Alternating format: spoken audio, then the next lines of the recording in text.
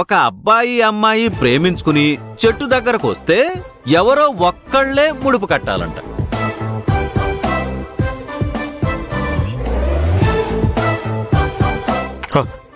ఇప్పుడు నాకు యాక్చువల్గా ఇయర్ పెళ్లి చేసుకునే ఉద్దేశం లేదు కాబట్టి నేను డ్రాప్ అయిపోతున్నాను. నేను డ్రాప్ అయితే ఎలాగా?